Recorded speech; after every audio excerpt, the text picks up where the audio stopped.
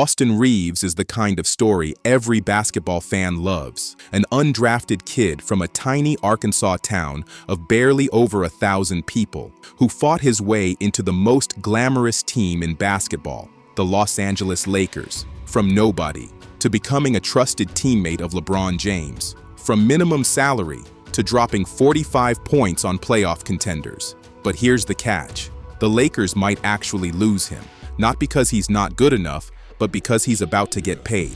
And when that happens, the Lakers have a serious decision to make. Do they commit huge money to a player who doesn't perfectly fit with Luka Dončić, their new centerpiece, or do they let him walk, like they did with Alex Caruso, and risk looking like absolute fools again? Today, we're going deep into why Austin Reaves is in one of the most complicated contract situations in the entire NBA. And trust me, this could define the future of the Lakers. Section 1. The rise of Austin Reaves. Austin Reaves wasn't supposed to be here. No one drafted him. Scouts said he was too skinny, too slow, not athletic enough for the NBA. But what they didn't see was his work ethic.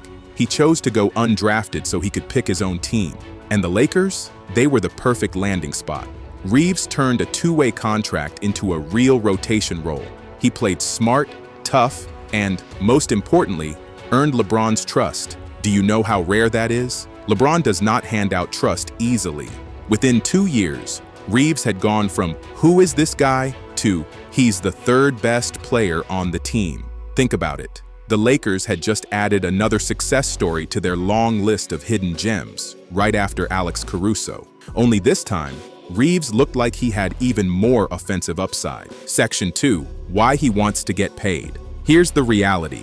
Austin Reaves has been playing on one of the best value contracts in the NBA. In 2023, he signed a 4-year, $54 million deal. For a guy who had only made $2 million total at that point, it was life-changing money. But compared to his production, he's basically been underpaid ever since. This is a guy putting up 20 points and 7 assists in playoff games, hitting clutch threes, drawing fouls like Shai Gilgeous-Alexander, and locking in when it matters most. Meanwhile, he's making Luke Kornet money. Now, he wants to be paid what he's actually worth, and that number isn't $13 million a year. It's closer to $30 to $35 million per year. The Lakers reportedly offered him a 4-year, $90 million extension, and he said no.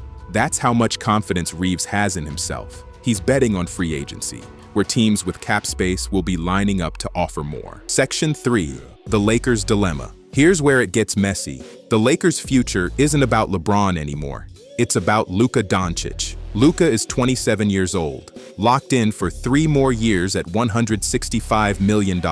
He is the face of the franchise, and if the Lakers are going to build a title team around him, they need to surround him with the right pieces. So, the question becomes, is Austin Reaves one of those pieces? On paper, not exactly. Luka needs 2 types of players around him. A defensive-minded, rim-running center for pick and roll. A 3-and-D wing who can hit catch-and-shoot threes. That's the formula. That's how you maximize Luka's game. But Austin Reaves, he's not a rim runner. He's not a defensive stopper. And while he's a good shooter, he's not elite at catch and shoot. His game shines when the ball is in his hands. When he's creating, driving, running pick and roll himself. That overlaps with Luka's role. And now you see the problem. Section 4.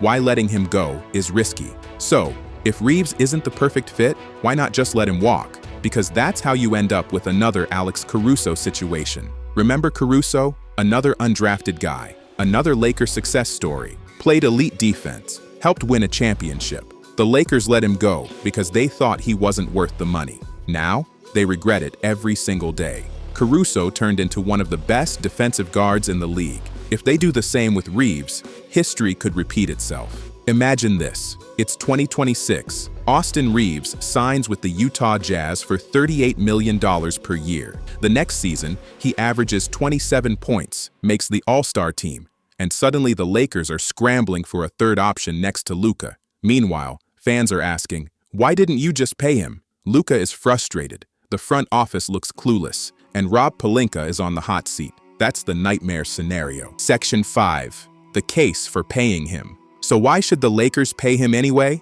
Because sometimes it's not about perfect fit, it's about keeping assets. If the Lakers sign Reaves to a $35 million deal, worst case scenario, they can flip him later in a trade for someone who is the ideal fit next to Luka. Best case scenario, Reaves continues improving, becomes an all-star himself, and suddenly you have Luka plus a legit number 2. Also, let's be real, Reaves has improved every single season. He went from undrafted nobody to rotation player to playoff closer to 20-7 in the postseason. Who's to say he's done growing? Paying him keeps the Lakers flexible. Letting him walk gives them nothing. Section 6. The free agency market. Timing is everything, and Austin Reaves timed this perfectly. Next summer, at least 8 teams are projected to have serious cap space. Nets, Hornets, Pistons, Clippers, Lakers, Blazers, Jazz, Wizards. And guess what? The free agent class is actually pretty weak. Sure, there are names like Trae Young, KD, Harden, and LeBron floating around. But most of those guys are either going to re-sign or are way past their prime. That leaves Austin Reaves as one of the top realistic free agents available. That means one thing, bidding war. And in a bidding war, his price could skyrocket. Section 7, the risk of betting on himself. But there's also risk for Reaves. He turned down guaranteed money. Now he has to prove he's worth $35 to $40 million per year. And that's a tough standard. Look at the guys in that salary range. Rudy Gobert, Jalen Brunson, Tyler Herro, Jalen Green. That's the level of production he'll be expected to deliver. If Reaves has a down year or struggles to fit alongside Luka, he could lose millions. But betting on himself isn't new for Reaves. Remember, he told his agent he wanted to go undrafted just to pick the right team. That gamble worked. Maybe this one will too. Section 8. The bench solution. Some people say the perfect compromise is to bring Reaves off the bench. Let him run the second unit, control the ball, and give the Lakers instant offense when Luka sits. It actually makes a lot of sense. The problem? Good luck convincing Reaves to accept that role when another team is offering him $35 to $40 million and a guaranteed starting spot. That's the risk the Lakers face. Pay him and try to make it work, or let him go and regret it later. Section 9.